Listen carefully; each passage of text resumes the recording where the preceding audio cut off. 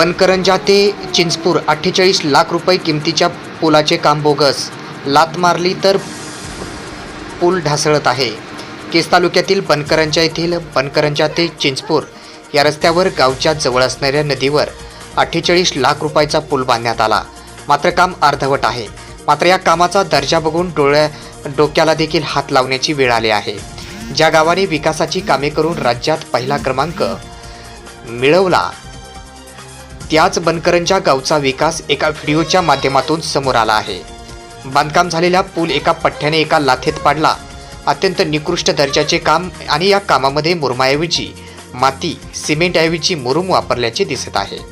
पुलाला जिथे जिथे भागदाड पडलेले, अंतरवलेल्या नळ्याही फुटलेल्या आणि चांगला पाऊस झाला तर या नदीला पूर आला तर अख्खा पूलच वाहून जातो. बडेबाबा महाविद्यालयात शिक्षकांची कमतरता असल्याने पालकांनी धरणे आंदोलन सुरू केले. बीडच्या केज तालुक्यातील लहुरी येथील श्री बडेबाबा महाविद्यालयात गेल्या 5 वर्षापासून विज्ञान, गणित आणि हिंदी या 3 विषयासाठी शिक्षक नसल्याने शाळेला कुलूप ठोकून गेल्या 5 दिवसापासून ठिय्या आंदोलन सुरू केले आहे. अनेक दिवस पाठपुरावा केल्यानंतर शिक्षण विभागाने 3ही विषयासाठी शिक्षकांच्या नियुक्त्या केल्या. त्याचे आदेश देखील काढले. मात्र संस्थेकडून शिक्षकांना रुजू करून घेतले जात नाही.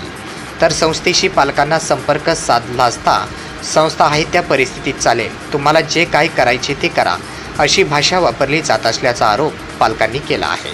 त्यामुळे संस्थेचा संपर्क देण्यास आणि प्रतिक्रिया देण्यास टाळाटाळ केल्याने नागरिकांनी त्या ठिकाणी शाळेसमोर धरणे आंदोलन सुरू केले आहे. जिल्हाधिकारी विवेक जॉन्सन यांनी श्री क्षेत्र मच्छिंद्रनाथ गडावर विकास कामांचा आढावा घेतला. श्री क्षेत्र मच्छिंद्रनाथ गड या ठिकाणी जिल्हाधिकारी विवेक जॉन्सन यांनी उपस्थित राहून सावरगाव येथील श्री क्षेत्र मच्छिंद्रनाथ गडावर त्यांनी विकास कामांचा आढावा घेतला.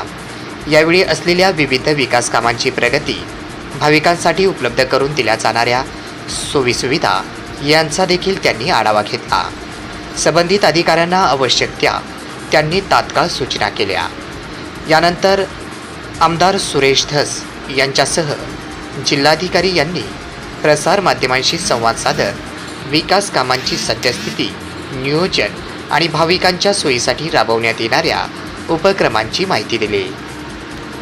यावेळी मोठ्या संख्येने भाविक भक्तांची देखील यावेळी उपस्थिती होती. महावितरणच्या अनगोंदी कारभाराविरोधात जिल्हाधिकारी कार्यालयासमोर बोंबाबोंब आंदोलन करण्यात आले.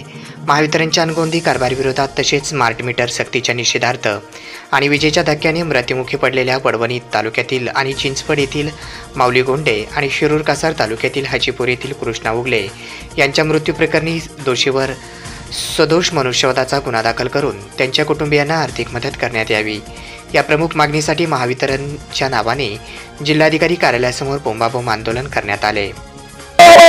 महावितरणच्या भ्रष्ट कारभाराच्या नावानं भ्रष्ट महावितरणच्या अधिकाऱ्यावर कारवाई, भ्रष्ट महावितरणच्या अधिकाऱ्यावर कारवाई, विजेच्या धक्क्याने मृत्युमुखी पडलेल्या गोंडे आणि उघड्यांना न्याय, महावितरणच्या अधिकाऱ्यावर गुन्हे दाखल. 1.5 महिन्यापासून फरार असलेला आरोपी शिरसाळा पोलिसांनी अटक केला. 1.5 महिन्यापूर्वी जनावरी चोरी प्रकरणात फरार असलेला पौळपिंपरी येथील बालासाहेब उर्फ बाल्या विठ्ठल काळे वय 38 याला अखेर शिरसाळा पोलिसांनी अटक केली आहे. शिरसाळा पोलीस ठाण्यात बाल्या काळे याच्यावर जनावर चोरीचा गुन्हा दाखल होता. त्यानंतर तो फरार झाला होता. शिरसाळा पोलिसांनी गुप्त माहितीच्या आधारे त्याला जेरबंद केले. प्रभारी सहाय्यक पोलीस निरीक्षक बाळासाहेब राठोड, देवकते, रुपनर, शेंगाळे यांच्या पथकाने ही कारवाई केली आहे. याचा पुढील तपास शिरसाळा पोलीस करत आहेत.